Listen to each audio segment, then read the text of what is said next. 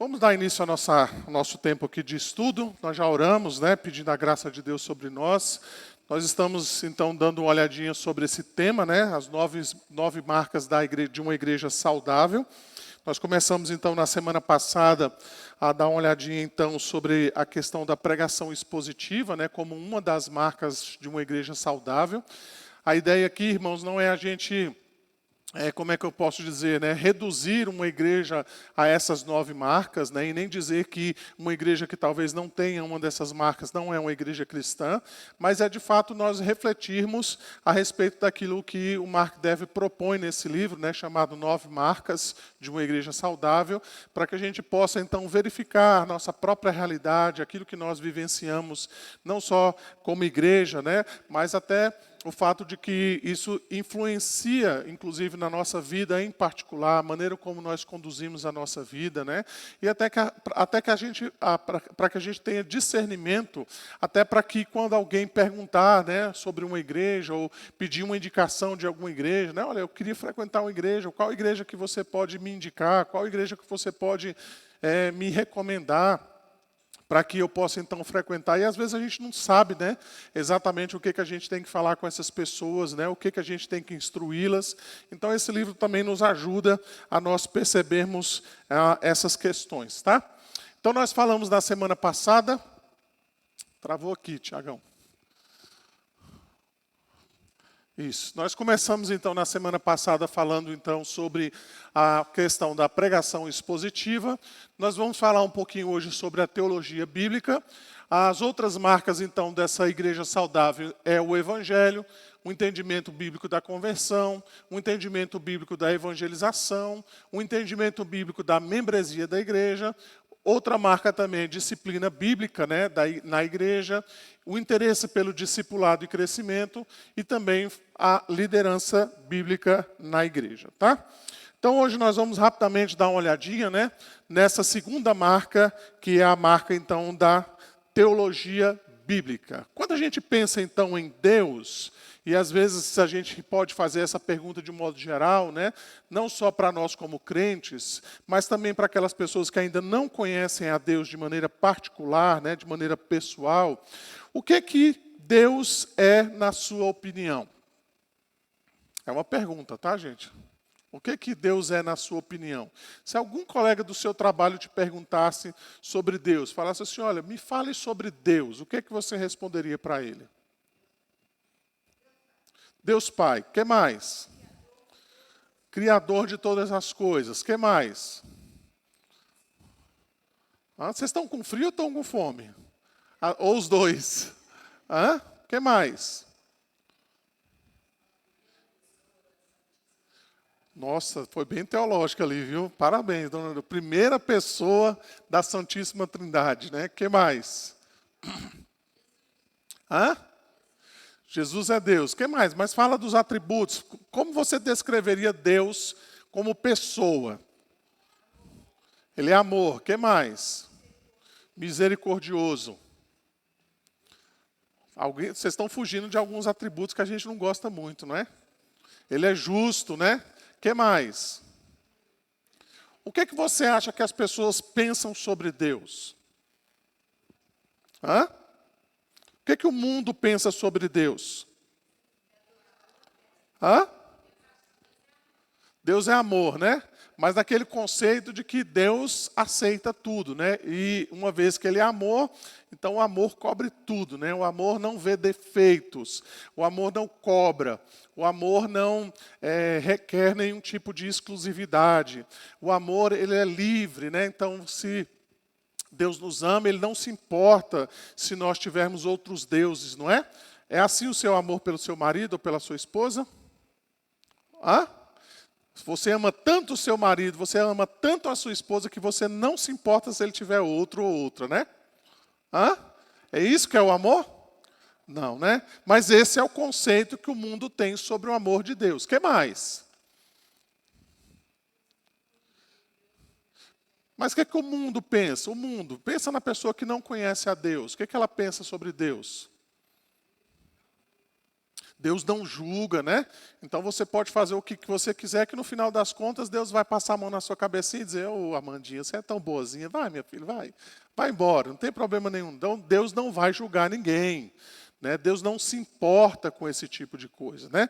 Então, esses são os conceitos, muitas vezes, que nós encontramos na sociedade sobre a pessoa de Deus. Então, hoje as pessoas têm essa ideia, não estou dizendo que é uma ideia bíblica, né? Mas eles têm diversas ideias a respeito de Deus. A nossa sociedade está cheia dessas coisas. Né? E isso, obviamente, traz práticas na vida das pessoas. Então, a depender do conceito que essa pessoa tem de Deus, ela vai ter uma prática a respeito disso. E nós também precisamos ter um conceito certo de Deus, correto a respeito de Deus, exatamente para que esses conceitos também sejam aplicados, não só na nossa vida em particular, mas também na própria igreja, como a gente vai ver daqui a pouco. Tá? Então, o Mark Dever, nesse livro, ele vai dizer assim, olha, na sociedade contemporânea, as crenças foram domesticadas.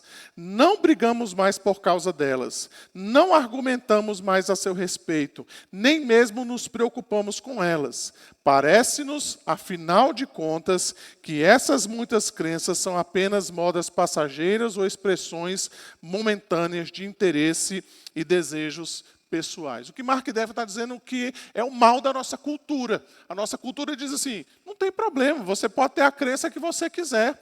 Né? Você pode crer no que você quiser. Viva do jeito que você quiser. Você já viu nos desenhos e nos filmes, né? Seja aquilo que você quer ser. Né? Você não precisa necessariamente seguir a sua própria natureza. Você pode desejar aquilo que você quer ser. E isso, muitas vezes, nós aplicamos a Deus. Então, Deus, ele é aquilo que eu acho que ele é. Não quer dizer que isso seja verdade a respeito de Deus. O que importa é a minha fé e a minha verdade subjetiva. Você tem a sua, eu tenho a minha, e a gente então vai convivendo nesse sentido. Embora isso pareça algo muito bom, né? À primeira vista isso parece algo relevante, é algo que a gente então precisa considerar, mas isso no final das contas prejudica a nossa apologética, prejudica o nosso evangelismo. Ou seja, se não existe uma verdade absoluta, por que você vai evangelizar então? Basta que cada um tenha a sua verdade. Se não existe uma verdade absoluta, não existe apologética, ou seja, não existe defesa da fé verdadeira.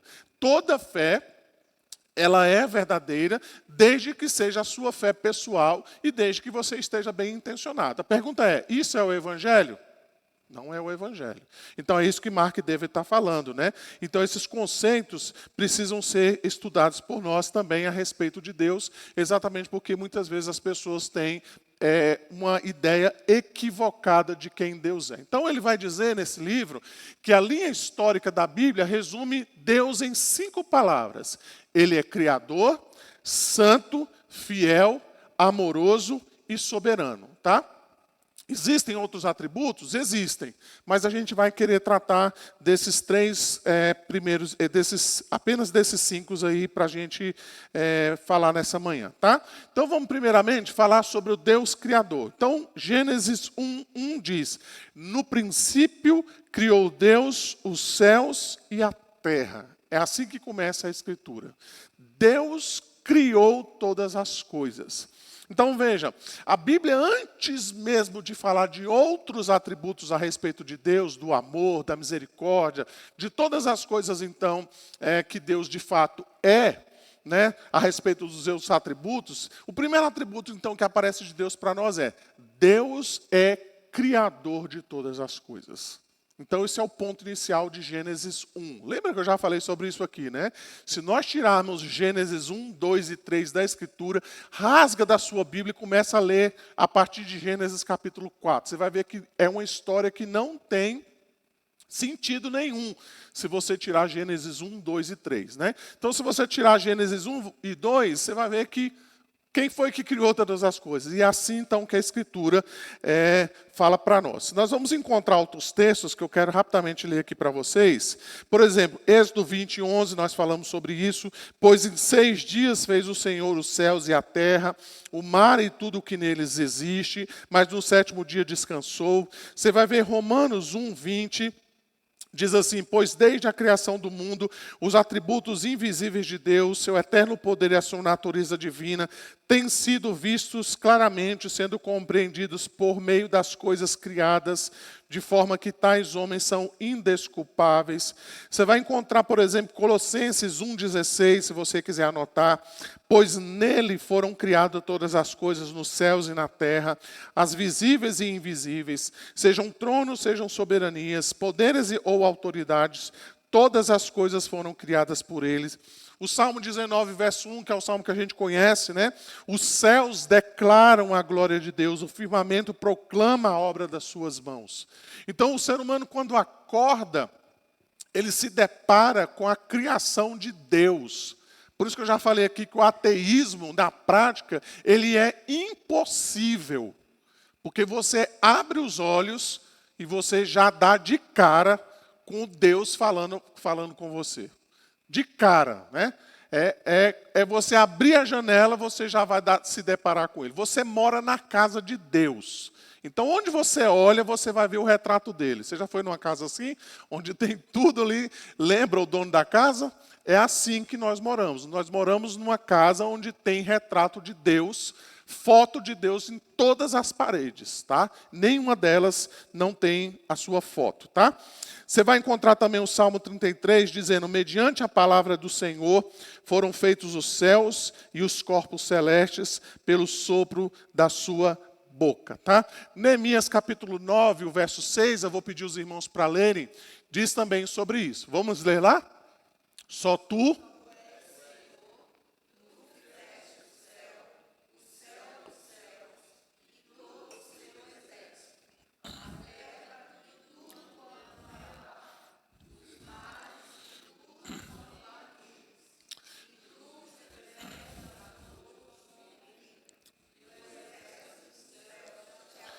Isso. Então, Mark Dever vai nos lançar a seguinte pergunta: por que uma afirmação tão simples se torna tão importante para uma igreja saudável? Ele vai dizer: porque a afirmação Deus é criador, ela distingue e separa muitas igrejas e seitas do cristianismo bíblico. Então, veja só, nós estamos falando de algo óbvio. Né? Nós estamos falando de algo simples. Deus é criador. E isso, então, faz distinção entre a igreja saudável e verdadeira, entre aquelas que não são igrejas verdadeiras e aceitas. Então, veja, se nós negarmos esse princípio básico da fé cristã, de que Deus é criador de todas as coisas, nós não podemos dizer que nós somos cristãos. Se nós não acreditamos, de fato, que Deus governa todas as coisas segundo a sua vontade, nós estamos negando a própria essência do cristianismo. Então, se a gente acredita naquela ideia, né, panteísta ou deísta, né, ou aquela ideia de que tudo foi criado ao acaso, a gente então está tirando a personalidade de Deus, mas ao mesmo tempo nós estamos negando a própria essência do cristianismo. Então um cristão que acredita na sorte, acredita na coincidência, acredita talvez ali na junção, né, do signo tal com o signo tal, né, tem cristão que acredita nisso e naquilo, né, naquele misticismo de que as coisas acontecem de maneira mágica, ele está fugindo da essência do cristianismo. O que a Bíblia vai dizer é que Deus, ele é criador e sustentador de todas as coisas. Ou seja, tudo que acontece no mundo, por mais que essa afirmação seja difícil de dizer, tudo que acontece no mundo acontece porque Deus é o governador e o sustentador de todas as coisas. Nada no mundo acontece por acaso. Nada é obra da nossa cabeça. Nada acontece no mundo sem que Deus não tenha consciência e não tenha vontade de que isso aconteça. Deus não está dormindo, como diz lá o Salmo 121. Ele não está distraído. Ele não está assistindo a última série da Netflix. Ele não saiu para comer cachorro-quente. Pelo contrário, ele está governando todas as coisas conforme o conselho da sua vontade. É isso que o cristão afirma. Ele não acredita em coincidência, mas na providência. Ele não acredita na sorte, mas na mão de Deus, né? Veja que nós acabamos de ler aqui esse texto de Gênesis capítulo 24, e o texto termina de maneira interessante, né? Ele diz assim, que Deus, o secretário lá, o servo de Abraão, né, Eliezer, ele achou a mulher segundo a palavra do Senhor. Mas Deus não tinha dito que era Rebeca. Não falou o nome dela, falou? Não.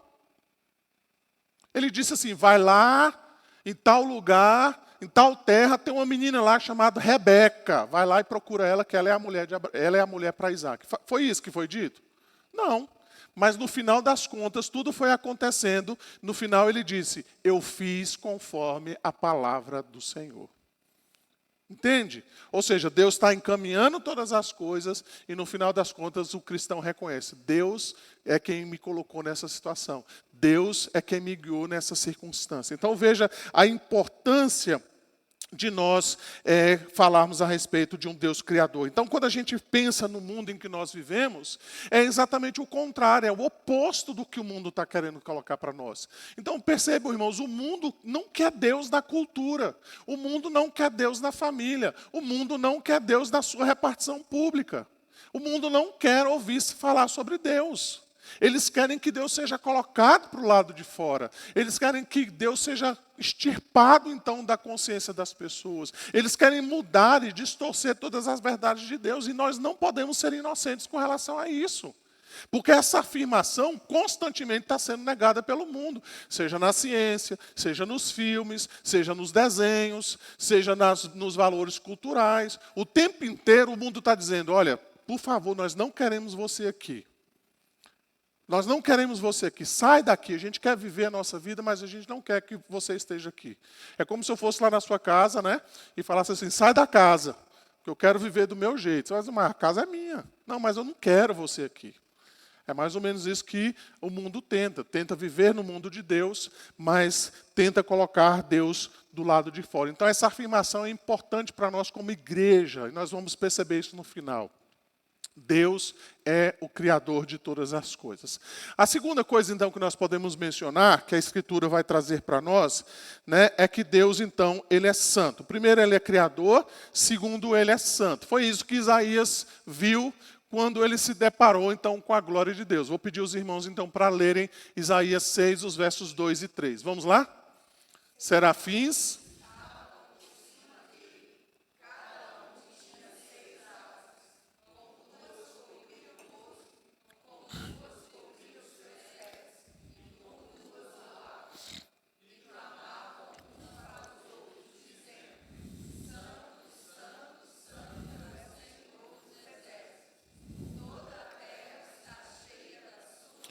Isso. Alguém sabe explicar por que Isaías fala 3 vezes santo, santo, santo? Por que ele não falou só uma para a gente... A gente já entendeu que ele é santo, mas por que ele fala 3? Para enfatizar isso, né? Para dizer ele é santo, santo, santo. Né? Às vezes Paulo usa isso lá no Novo Testamento, né? Quando ele quer fazer uma negativa, ele fala não, absolutamente não.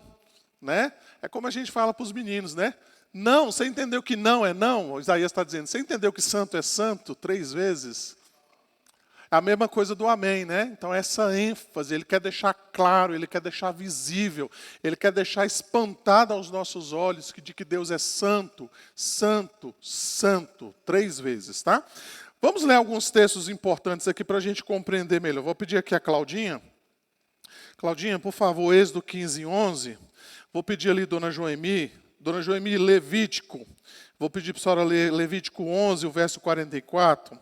Eu vou pedir a Helena para ler para mim, Helena. Vou aproveitar aqui a sua presença, né? Não posso deixar batido, não.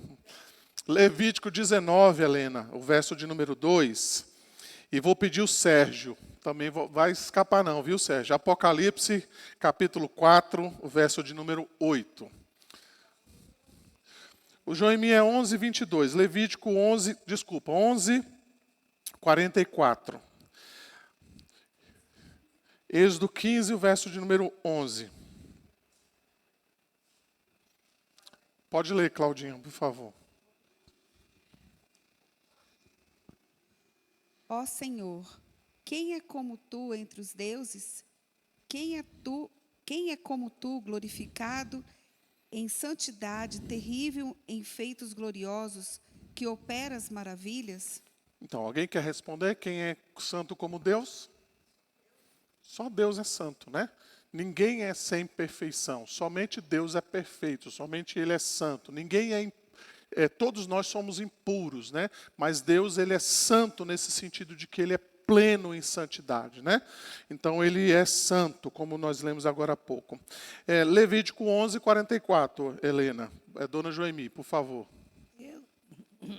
Eu sou o Senhor vosso Deus, portanto, vós vos consagrareis e sereis santos, porque eu sou santo, e não vos contaminareis por nenhum enxame de criaturas que se arrasta sobre a terra.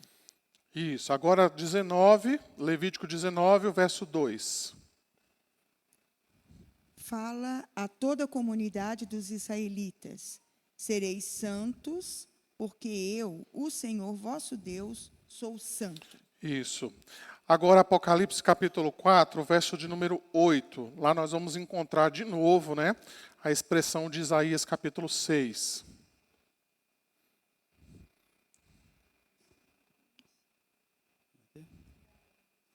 Cada um dos seres viventes tinha 6 asas, que estavam cheios de olhos em volta por baixo.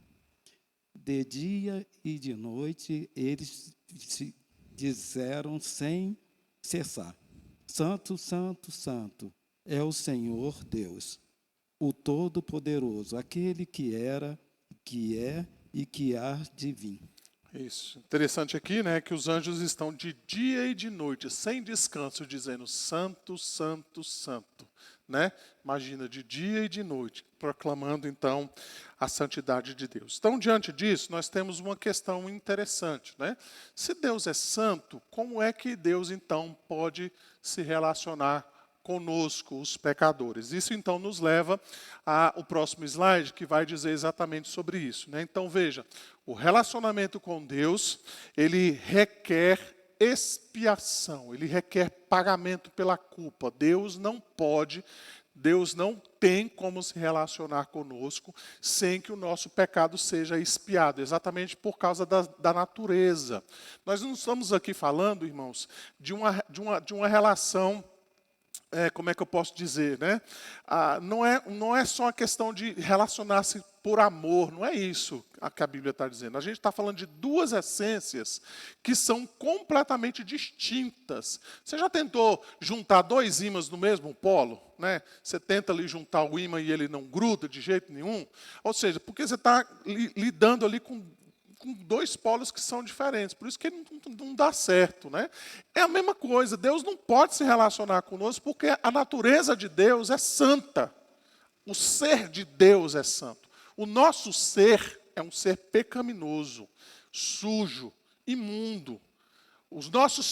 A nossa distinção com relação a Deus tem a ver com aquilo que nós somos, não só aquilo com que nós fazemos, não tem a ver só com os pecados que nós cometemos, mas a nossa própria natureza, ela é pecadora, então nós não podemos nos relacionar com Deus nesse sentido aí. Então veja, isso então vai nos dizer que Deus precisa expiar o pecado. Deus precisa tirar esse pecado de nós.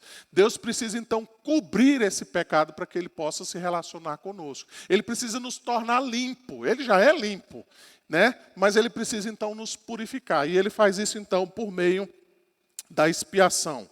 Veja aqui o que a Bíblia vai dizer para nós, né? Primeiro, Isaías 59, verso 2, vai dizer assim: mas as vossas iniquidades fazem separação entre vós e o vosso Deus, e os vossos pecados encobrem o seu rosto de vós, para que não vos ouça. Você vai encontrar, por exemplo, né, Abacuque 1:3, por que me mostras a iniquidade e me fazes ver a opressão? Pois a destruição e a violência estão diante de mim. Há contendas e o litígio se suscita. Abacuque está dizendo, olha, eu estou vendo aqui o que é que está acontecendo, Deus. O povo realmente é mau.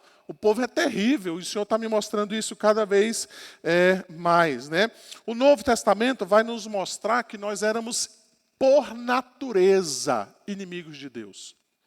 Então, quando o bebezinho nasce, ele nasce sendo inimigo de Deus. Pastor, mas você está dizendo que a criança vai fazer algo contra Deus? Não, eu estou dizendo sobre a natureza. A natureza do bebê é uma natureza pecaminosa. Ele é um pecador, tá? Ele nasceu, ele não fez nada ainda contra Deus. Ele nasceu desse jeito. Pecador, né? Então, quando você for ter o seu filho, né? Você bota lá no quartinho dele assim, bem-vindo, pecador, né? Bota lá bem bonitinho e faz lá, viu, Rodrigo? Faz lá bem bonitinho, bem-vindo, mais um pecador, né, no mundo. Mas é isso, é assim que as crianças nascem, né? Elas nascem pecadoras, né? Elas não são inocentes, tá? Então a Bíblia vai afirmar exatamente isso. Você vai ver diversos textos, nós não vamos ler por questões de tempo, mas para você anotar aí, você vai, por exemplo, encontrar 1 Reis, capítulo 8, verso 46, quando Salomão então ora ali pelo templo, né? Você vai ver exatamente isso. Você vai ver o Salmo 14, o verso 3, quando o salmista diz assim, todos se extraviaram, juntamente se corromperam, não há quem faça o bem, não há um justo sequer. Depois Paulo vai citar isso lá em Romanos capítulo 3. Você vai ver também Provérbios 20, o verso 9. Quem pode dizer, purifiquei o meu coração, limpo estou do meu pecado? Quem pode dizer isso nessa manhã? Ninguém. Todos nós somos impuros de coração e todos nós temos os nossos próprios pecados. Eclesiastes capítulo 7, verso 20, Paulo depois também vai usar esse texto. Ele vai dizer, não há homem justo sobre a terra que faça o bem e que não peque. Tá? Tudo isso nós vamos encontrar naquele resumo que Paulo faz em Romanos 3, 23. Pois todos pecaram e carecem da glória de Deus. Todos, tá? Todos, não há exceção nesse sentido. Então vamos lá. O pecado, então, ele requer expiação.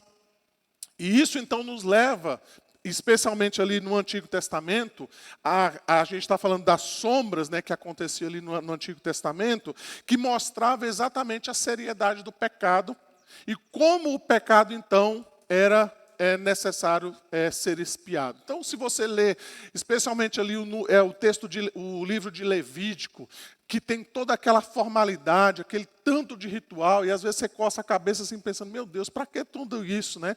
Parece um negócio assim, por que tanto sangue, por que tanto sacrifício, por que tanta morte de animais?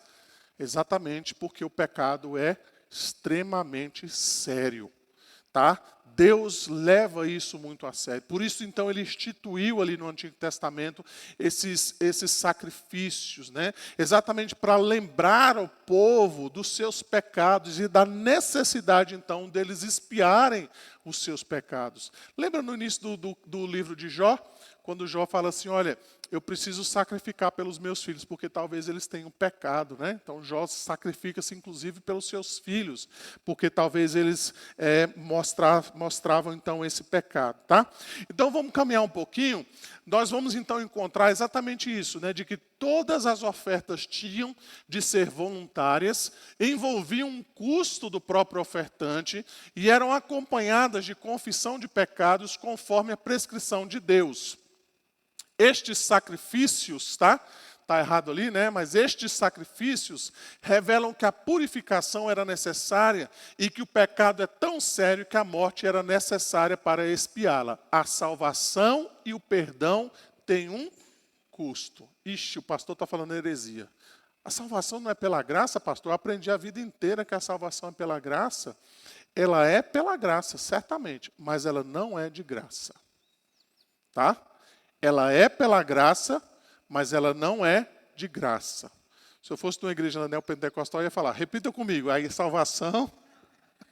salvação é de graça, mas ela não é, a salvação é pela graça, mas ela não é de graça, ela tem um custo, tá? No Antigo Testamento, então, qual era o custo? O indivíduo, então, tinha que levar a sua oferta, ele tinha que levar o seu animal. Então, era como se Deus estivesse dizendo assim, olha, quem tinha que morrer era você, viu, rapaz, por causa dos seus pecados. Mas você pode colocar um substituto no seu lugar. Você tem que apresentar, então, esse animal, ele vai morrer no seu lugar. O que o animal fez? O animal tem culpa? Não, o animal nem sabia dos pecados do camarada, né? O animal via aquele camarada fazendo, né? Nem sabia que o patrão dele, lá, o dono dele, cometia algum tipo de pecado. O que o animal tem a ver com isso? Ele é o quê? Inocente. Ele não tem pecados. Então, mas ele leva ali o pecado do seu ofertante e ele é morto, o sangue é derramado então ali e o bichinho então morre no lugar do seu ofertante, tá?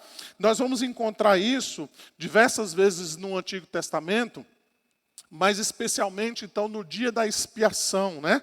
Nós vamos encontrar, depois se você quiser ler, a gente não vai ter tempo para ler isso, né? Mas Levítico capítulo 16, são 34 versículos apenas, que mostram exatamente o dia da expiação. O que era o dia da expiação? Então o dia da expiação era exatamente um dia oportuno, onde o povo era lembrado do seu pecado, mas ao mesmo tempo ele era lembrado daquilo que Deus havia feito, né? Ou apontava para aquilo que Deus faria então por meio de Cristo. Naquela ocasião então, eram apresentados 2 animais, né? Um animal ia ser sacrificado, ia ser morto, e o outro animal ia ser solto no deserto para fazer a demonstração exatamente de como Deus estava afastando o pecado então do seu próprio povo, né? Então imagina ali, né? Aqueles 2 animais iam ali no caminho, né? Tirando para o ímpar para ver quem ia ser sacrificado e quem ia ser solto, né? Então o sacerdote punha a mão sobre o animal que ia ser morto, como numa espécie assim de transferência, né, do pecado do povo, dizendo, você vai morrer pelo pecado do povo. Ele então era sacrificado ali diante do povo, né, em expiação por eles. O outro animal também recebia essa mesma oração, né, como que dizendo, os pecados do povo você vai levar sobre eles, e esse animal então era solto, ele era solto no meio do deserto, exatamente para simbolizar de como Deus estava afastando do povo o seu próprio pecado, tá? Então o dia da expiação é muito interessante, né, o que eu escrevi aí, o dia da expiação era realizado todos os anos, e lembrava que o povo, lembrava o povo, melhor dizendo, que sua situação, sendo boa ou ruim, o seu estado sempre era um estado de pecado. O dia da expiação, o que eu estou querendo dizer é o seguinte, não tinha a ver se a vida dele estava boa ou estava ruim. O dia da expiação apontava para dizer, vocês são pecadores. Vocês precisam expiar o pecado. A vida de vocês podem estar ótima, financeiramente falando, as plantações podem estar uma bênção, o povo pode estar prosperando, mas vocês precisam expiar. Vocês precisam sacrificar, vocês precisam se lembrar que vocês são pecadores. Então, o dia da expiação chamava este povo exatamente para mostrar que a sua condição pior não era a externa, não era financeira, não era de felicidade ou não. A sua pior condição era o seu estado de pecado, do qual, então, eles precisavam se apresentar diante de Deus. E assim, então, o sacerdote fazia essa expiação, apresentava então esses animais diante de Deus. Vale a pena depois você dar uma olhadinha lá em Levítico capítulo 16, para que você possa entender melhor como então isso era feito no Antigo Testamento. Então isso põe diante de nós uma pergunta, né, que o Mark Dever coloca lá no seu livro. Então, as pessoas elas são boas ou elas são ruins? Elas são ruins? Por que elas são ruins? Por causa do pecado, não é? Alguém acha que as pessoas são inerentemente boas?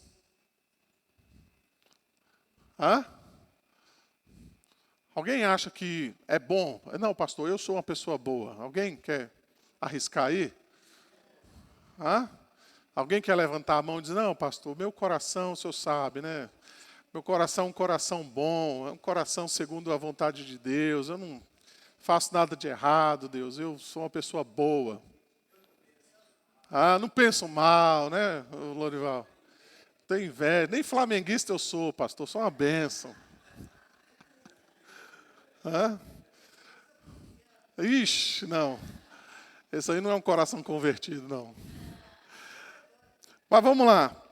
Olha o que Mark Dever vai dizer. Ele vai dizer o seguinte, olha, essa nossa perspectiva sobre as pessoas, ele vai dizer, nós faremos a igreja de modo diferente, dependendo de como nós entendemos a Deus e a nós mesmos. É isso que ele está dizendo.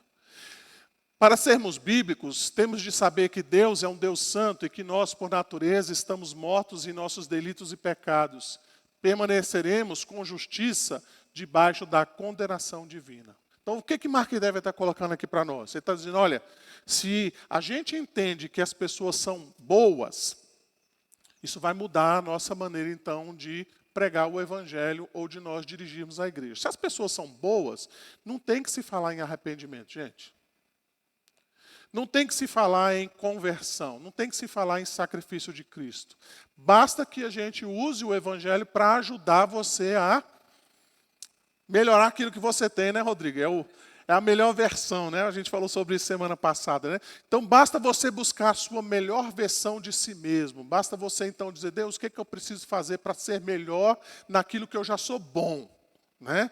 Então, me ajuda a extrair de mim mesmo aquilo que eu tenho de melhor dentro do meu coração, para que eu possa, então, externalizar isso de maneira mais eficaz. E aí, a gente joga ali um pouquinho de evangelho, né? Uma pitadinha de evangelho, a gente joga ali um pouquinho de arrependimento, a gente joga ali um pouquinho de motivação pessoal, a gente salpica um pouquinho essa receita com alguns exemplos bíblicos, né? Tipo o exemplo bíblico de Paulo, de Davi, a gente faz uma receitinha, bate ali, põe no forno e a gente vai comer um bolo gostoso. A pergunta é, isso é o evangelho? Não é o evangelho. E está assim, irmãos, de igrejas onde cada vez mais essa figura do coaching, essa figura de pessoas que buscam dentro de si, né, esse aspecto interior para externalizar aquilo que eles supostamente acham que nós temos de bom dentro do nosso próprio coração. Um tempo atrás eu vi uma igreja, né, que se denomina como igreja evangélica, ela dizendo que ela está promovendo um curso de autoliderança. Falei, gente, eu aprendi que a gente precisa buscar liderança em Jesus. Agora não, agora é autoliderança. Ou seja, lá você está sendo ensinado como você pode liderar a si mesmo. Irmãos, a gente não sabe nem mexer no celular. Como é que a gente quer dirigir a nossa própria vida? Né? Se a gente troca de carro, a gente passa um mês apanhando, não é? Quem tem carro manual compra um automático, sabe do que eu estou falando. Ou o contrário, né? Se alguém empresta um carro que não é o nosso, aí você já fala, meu Deus do céu, como é que eu vou fazer com esse carro? Não sei dirigir, não sei nem para onde é que vai. Esse carro tem quantas marchas? Vai para que lado? Ele vai para frente, vai para trás? Como é que é? Né? Imagina você dirigir a sua própria vida. Então, se não for a graça de Deus e a misericórdia de Deus conduzindo a nossa vida, daqui a pouco a gente põe a nossa vida na lama, não é? Mas é isso que está sendo ensinado. Se nós acreditarmos que as pessoas são inerentemente más, pecadoras, elas são culpadas diante de Deus, elas são condenáveis exatamente por causa dos seus pecados. O que você acha, então, qual é a mensagem que nós precisamos pregar na igreja? Arrependimento. O que mais? Eu posso pregar que você tem que confiar em você mesmo, Helena? O que você acha, Sérgio? Vou perguntar para eles que são de fora, porque aí a gente não tem problema. Eu tenho que pregar isso, Sérgio? Confie em você mesmo, Sérgio. Siga seu coração sabe o que está fazendo, Sérgio. É isso que eu tenho que pregar? Hein, Ariston? Eu vou dizer para você, Ariston, a solução dos seus problemas está em você mesmo, rapaz. Larga essa vida, você precisa mudar e assim por aí vai. É isso que eu tenho que pregar, gente? É isso? Você é o ponto fraco de Deus, né? É isso que eu tenho que falar? Olha, Deus não vai fazer nada na sua vida se você não quiser. Tudo depende de você, Lorival. É isso que eu tenho que falar? A mensagem não é essa. E é isso que Mark Dever está dizendo para nós. Se nós tivermos uma compreensão errada, equivocada de quem Deus é e de quem nós somos, nós nunca vamos compreender a verdade do Evangelho e nós nunca vamos compreender como esse Evangelho da graça nos alcançou. Irmãos, se eu acho no meu coração de que eu tenho alguma coisa boa em mim, que atraiu a Deus por algum motivo, então eu estou dizendo que o sacrifício de Cristo ele não é tão necessário assim e ele não é tão suficiente como a gente imagina que ele é. Se eu compreendo que eu não estava tão atolado na lama do pecado, então a graça ela não é tão poderosa como eu acho que ela é. Ela talvez até me ajudou um pouquinho, me deu um empurrãozinho, mas ela não me tirou desse lamaçal. Eu me tirei sozinho. A graça é só a corda que chegou lá em mim. Mas quem puxou a corda, quem subiu pela corda fui eu. Né? Como se isso fosse possível. Na verdade, a graça, ela é a corda e ela é a força que puxa a corda. E você sozinho não consegue segurar nessa corda. Você precisa de ajuda também para segurar nessa corda. É como se nós acreditássemos que o balde pode subir no poço para levar água sozinho. E ele não precisasse de alguém externamente puxando. Então, essa é a compreensão que o Mark Dever traz para nós, para que nós tenhamos, então, uma igreja saudável.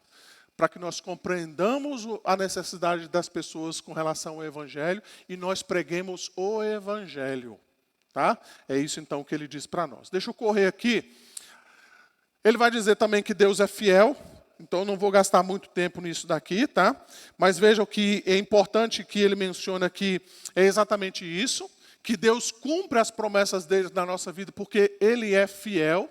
Não é porque nós somos fiéis, não é porque nós somos bonzinhos, não é porque a gente é gente boa, não é porque a gente vem na igreja todo final de semana, não é porque você está aqui de manhã gastando seu tempo em ouvir a palavra de Deus. Deus cumpre as promessas dele porque ele é fiel. Tá? Deus tem um compromisso com ele. Tá? Primeiramente. Isso tem que ser algo nítido para nós. Deus cumpre as promessas dele em nosso favor, porque ele tem um compromisso consigo mesmo. Em primeiro lugar. Tá? E aí, então, ele nos abençoa certamente, né? Através, então, dessa sua fidelidade. Tá? Então, veja, quando a gente olha, então, para aquilo que nós acabamos de mencionar, como é que Deus, então, pode perdoar os nossos pecados? Porque Ele foi fiel às suas promessas. Ele nos enviou Jesus Cristo, apesar de nós, apesar das nossas falhas, apesar do próprio povo que Ele havia escolhido naquela ocasião, apesar de ter nos escolhido. Deus, então, não pune o nosso pecado exatamente porque Ele enviou o Senhor Jesus Cristo. Veja aqui rapidamente alguns textos, só para a gente mencionar, né?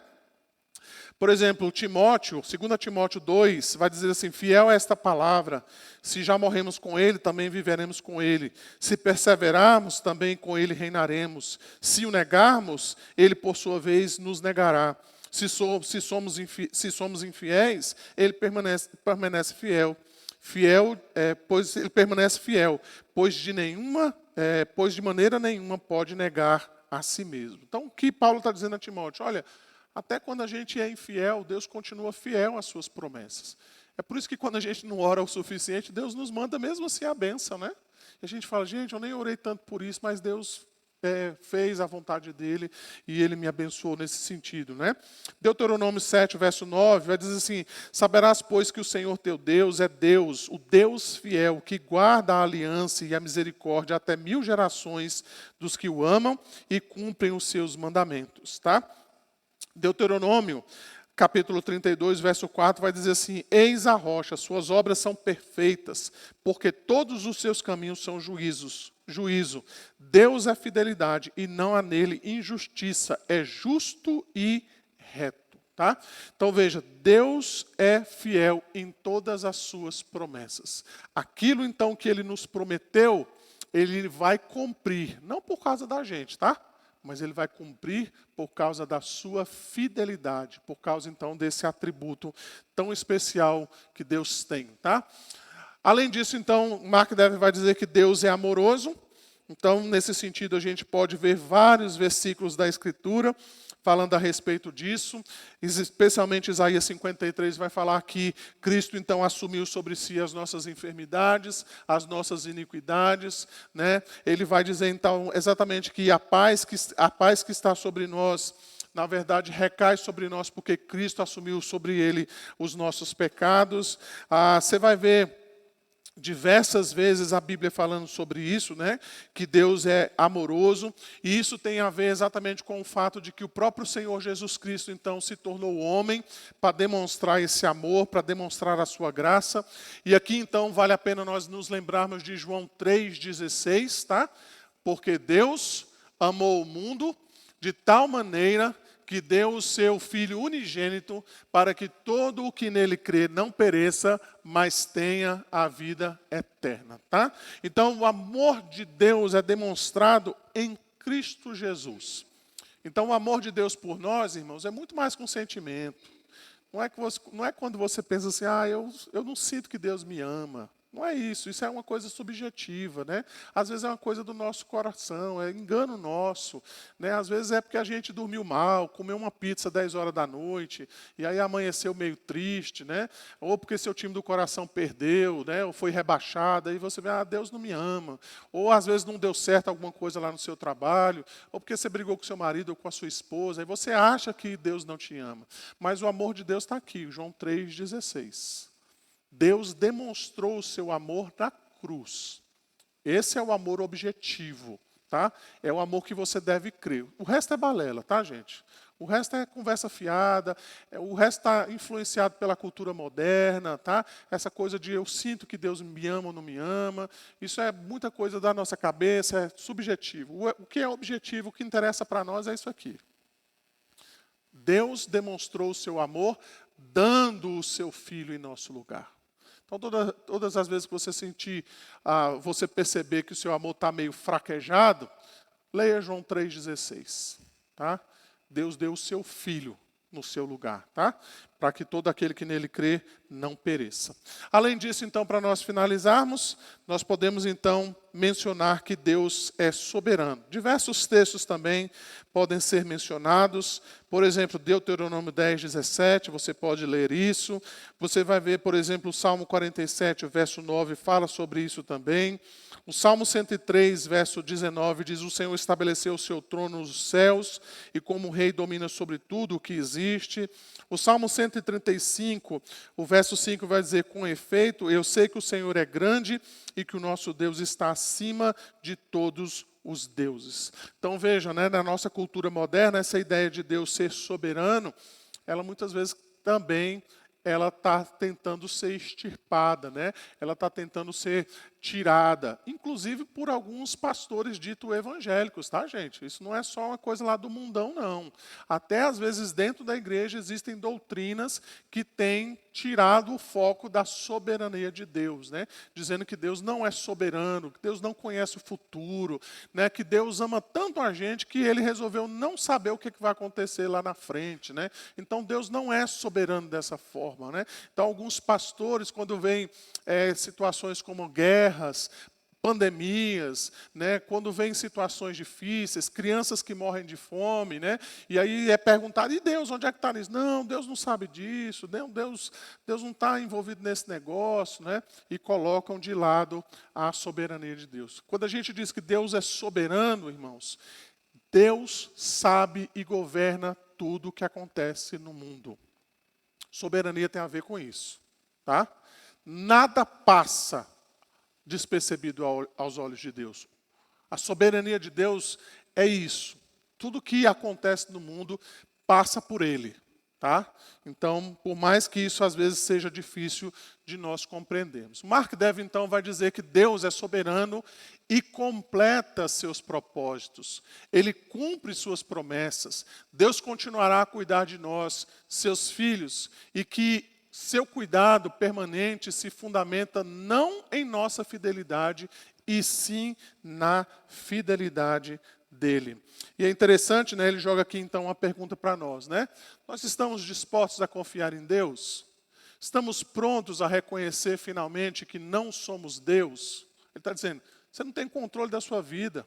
Você está disposto então a confiar em Deus na última instância? Que nós não somos juízes, né? Que nós não somos capazes de dizer o que é justo e injusto. Estamos dispostos a colocar toda a nossa vida nas mãos de Deus e confiar verdadeiramente nele. Isto é o que está em discussão nesse assunto da soberania de Deus. O que Mark deve estar dizendo, a gente não tem dúvida que Deus é soberano sobre o mundo, mas a gente tem dúvida se Ele é soberano sobre a nossa vida. A gente tem dúvida se Deus vai nos dar o café da manhã de amanhã. Então, para garantir que eu não vou passar fome, hoje na hora do self-service eu vou botar logo 1,5 kg, né? Eu vou comer aquela churrascada assim, para garantir que se não tiver café da manhã amanhã, eu já não vou passar fome. Porque eu vou comer de hoje já para até amanhã meio-dia, né? Então eu preciso garantir isso, né? Então eu não sei se Deus é soberano, né? Eu tenho dúvidas a respeito do cuidado de Deus na minha vida, então eu preciso fazer alguma coisa para garantir o meu futuro. Não estou dizendo que isso é errado, tá, irmãos? Mas às vezes isso pode revelar a nossa falta de confiança em Deus. Não estou dizendo que você tem que gastar, torrar seu dinheiro, não estou falando nada disso. Se você tem condições de guardar e fazer vamos dizer, um pezinho de meia para o futuro, louvado seja Deus por isso. Não estou dizendo isso. Mas, às vezes, isso pode revelar no nosso coração a desconfiança de que será que Deus vai? Então, é melhor eu guardar um dinheirinho aqui, porque vai que acontece alguma coisa, né? Vai que muda o governo, e aí o governo resolve mudar tudo, e aí, então, eu não sei se Deus não vai poder me ajudar nisso daí, então é melhor eu me garantir, né? Então é melhor eu garantir aqui as coisas, né? Então veja, o que Mark deve estar perguntando é isso. Nós cremos que Deus é soberano na nossa vida, nas coisas diárias, do nosso coração, das nossas expectativas, daquilo que acontece conosco. É essa pergunta, então, que ele coloca aqui diante de nós. Então, para nós partirmos aqui para a conclusão, concluindo, então, ele vai dizer, olha, nós devemos anelar por pastores que preguem com base na palavra de Deus, mas devemos ouvir com muita atenção aquilo que ele diz e determinar se o que ele diz está ou não em harmonia com a palavra de Deus. Precisamos não somente de alguém que reivindique pregar a palavra, mas, sobretudo, de alguém que faça isso de modo substancial, cujos sermões estão em harmonia com o que a palavra de Deus realmente ensina. Então, o que Mark deve estar dizendo é isso. Uma igreja saudável, ela tem preocupações, mas a preocupação principal que ela deve ter é: este líder, este pastor, ele prega segundo a palavra de Deus? Porque se ele prega segundo a palavra de Deus, então está tranquilo. Não adianta nada nós termos uma igreja lotada, movimentada, cheio de piriri pororó. Piriri pororó estou colocando tudo, tá? Num pacote só. Só que falta o essencial, o principal, que é a palavra de Deus. É isso, então, que nós devemos observar, é o que ele está dizendo ali para nós, tá? Então, ele vai finalizar dizendo, este é o Deus da Bíblia. Deus criador, santo, fiel, amoroso e soberano. Toda a mensagem da Bíblia nos diz respeito a este Deus. Este é o Deus em que podemos e devemos confiar, porque sua palavra não nos desapontará. Certamente existem outros atributos que a gente pode mencionar de Deus, mas em resumo o que ele coloca para nós são esses 5 aí, né? Deus criador, santo, fiel, amoroso e soberano, ok? Irmãos, está aberto aí para quem quiser fazer alguma pergunta, alguma consideração sobre o que nós falamos até aqui.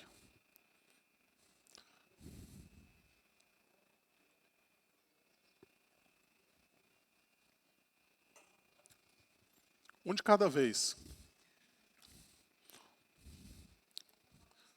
Sim, a Amandinha aqui, ó.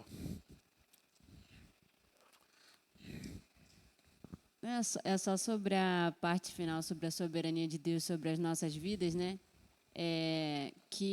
Como o Senhor falou, né? A gente muitas vezes confia que o Senhor é o Criador, a gente confia a nossa eternidade ao Senhor, confiamos que Ele vai nos salvar no nosso último dia, mas a gente não confia que o Senhor vai salvar e vai cuidar de toda a nossa vida, dos nossos 70 ou 80 anos aqui, e menos ainda consegue confiar que Ele guarda a nossa semana, que Ele guarda o nosso dia, que Ele guarda essa hora agora. Então, né, a gente pega num gradativo e tem que vir trazendo para o momento atual, né? Eu acho que isso é um exercício diário que a gente tem que fazer em todo momento. É diário, né? Eu acho que a gente não tem dúvida nenhuma de saber que Deus mandou essa chuva, né? Alguém tem dúvida que foi Deus que mandou a chuva? Não, né? Ninguém tem dúvida disso. Mas amanhã, no café da manhã, quem é que proveu esse café da manhã? Hã? Sim.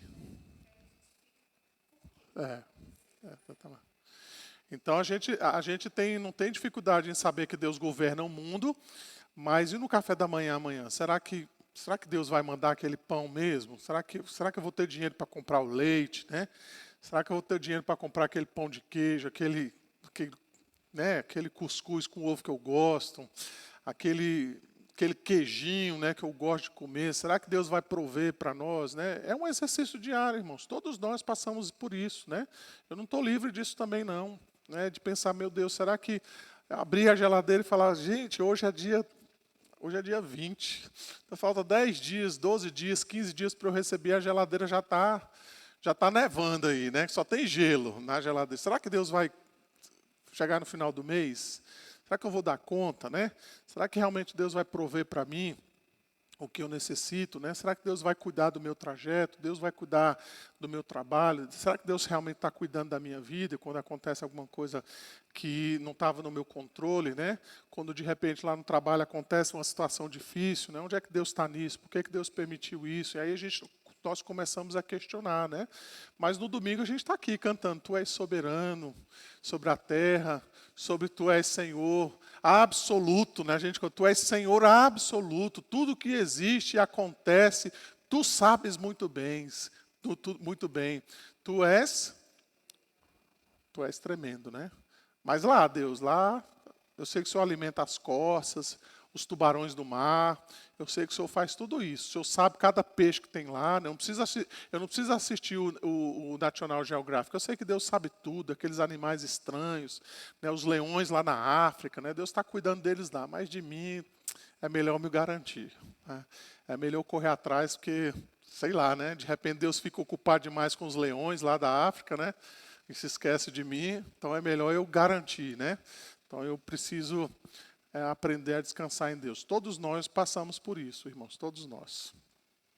Alguém mais gostaria de fazer alguma pergunta, alguma menção? É bom chamar os meninos lá embaixo, por favor. Alguém puder ir lá? Menos você, Tiago, porque se alguém quiser falar, você está com o microfone. Vê se o Eliabe já vem aí. Sim, dona Joemi. Não, mas a senhora não é ninguém, né? Amém. Então já é alguma coisa.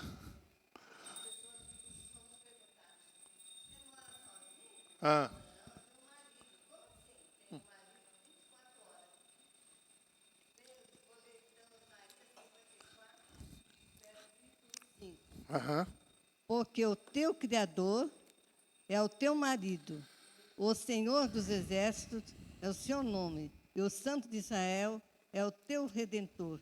Ele é chamado Deus de toda a terra. Quer melhor do que esse? Amém. Exatamente.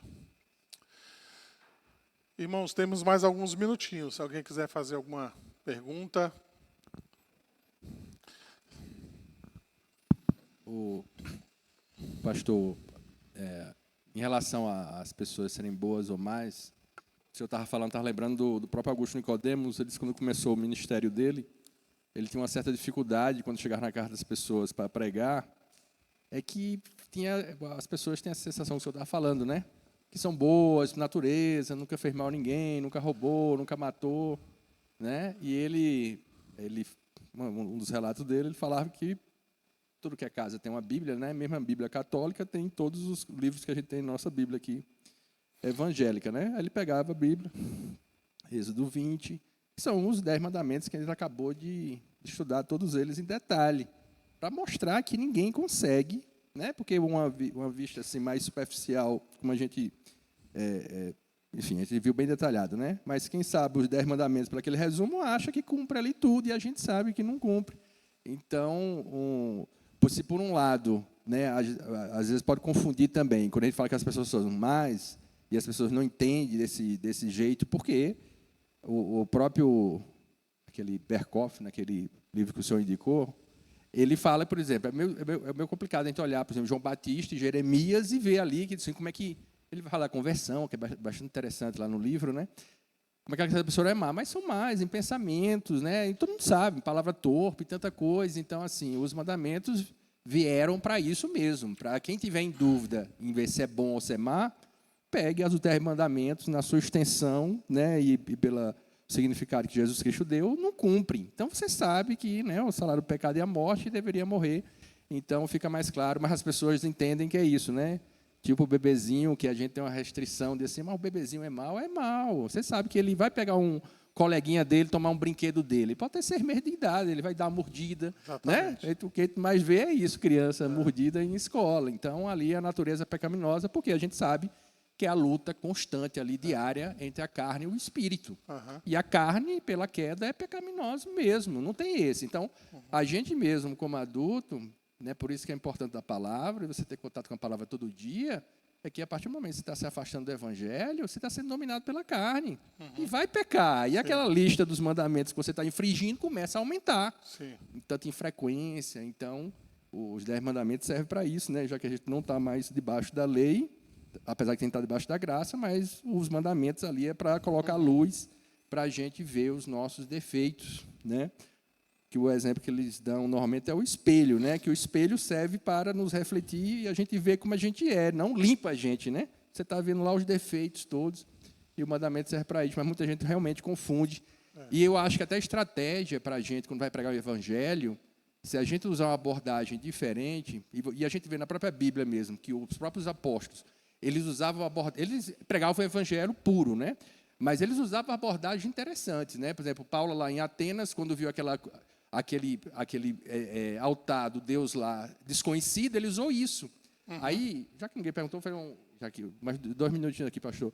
Aí, por exemplo, eu não assisto muito televisão, aí esse final de semana eu assisti um filme bastante interessante, os irmãos aqui devem saber, eu não vi na época porque não assisto televisão, né?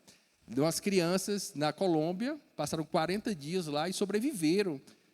Eu achei aquilo ali extraordinário, como é que de uma criança de 1 ano, a mais velha tinha 13, com mais 3 irmãos ali, sobreviveram, foram a equipe do exército e de índios lá, tinha gente adoecendo, quase morrendo, para tentar salvá-los lá, e imagina assim, se um adulto, que tem todo o suporte ali, está do exército, com tudo que tem, está adoecendo, muitos saíram antes dos 40 dias, e essas crianças sobreviveram.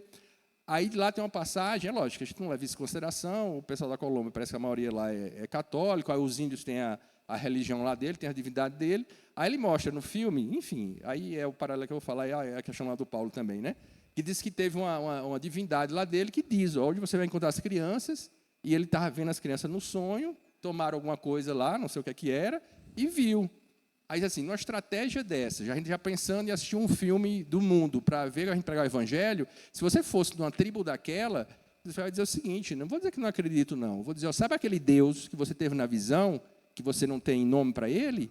É o nosso Deus. Isso. Né? E a gente até ia ali encontrar as crianças. Então, é maravilhoso, a palavra de Deus é maravilhosa, a gente tem que aplicar no nosso dia a dia, e essa é a dificuldade que a gente tem, é justamente saber como aplicar em situações concretas, né, para ver se aquilo está de acordo com a palavra de Deus. Você me fez lembrar um vídeo que, alguns anos atrás, eu não sei exatamente quanto tempo, né, viralizou na internet, de uma criancinha, ele devia ter uns 3 anos, né, conversando com o pai, e ele dizendo para o pai exatamente isso, né, olha, nós vamos pegar ele, ele falava assim, nós vamos pegar ele porque eles são maus. E a gente, então, vai acabar com eles porque eles são maus. E aí o pai pergunta para a criança, e nós? Aí ele fala, nós somos maus também. Ou seja, ele quer destruir o mal, mas aí quando pergunta sobre ele fala, não, mas nós somos mal também. Né? É assim a gente, né? A gente muitas vezes olha o mal do exterior, olha o mal do colega, olha o mal dos ímpios, mas às vezes nós percebemos que esse mal também está no nosso coração, né? Então, a Bíblia às vezes não esconde isso, né? Eu já mencionei aqui, por exemplo, o Salmo 73, o salmista ele não esconde, ele diz: eu senti inveja dos ímpios. Eu olhei para a vida deles e eu senti inveja. Eu queria que eu pudesse estar naquela situação que eles estão, né? E isso é muito interessante, exatamente, né? Porque às vezes a gente pensa que o mal não está no nosso coração, ele é externo a nós, mas quando na verdade ele está ali o tempo todo, né? Tentando florescer no nosso próprio coração, seja por autojustiça, seja por amor próprio, seja por autoestima, seja para a gente preservar o nosso futuro, para a gente garantir a nossa estada, seja porque às vezes a gente não confia de fato que Deus vai prover o necessário, e tantas outras coisas que são escondidas dentro do nosso coração e que Deus vai muitas vezes revelando isso, né? Às vezes até por meio de tribulações, né? E a gente percebe o quanto o nosso coração às vezes ainda precisa ser trabalhado, né? Todos os dias da nossa vida. Sim. Aham. Exatamente.